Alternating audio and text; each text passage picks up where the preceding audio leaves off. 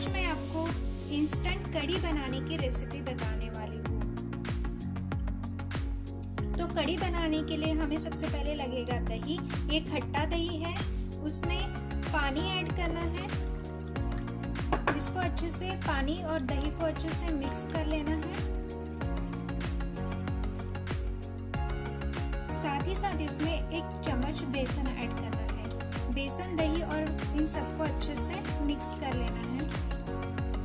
बेसन डालने के बाद इसको इस तरीके से मिक्स करना है। अगर आपको लगता है तो आप इसको मिक्सर में भी मिक्स कर सकते हैं। अभी ये अच्छे से मिक्स होके रेडी हो चुका है। अभी हम कढ़ी बनाने की तैयारी शुरू करते हैं। अभी इसमें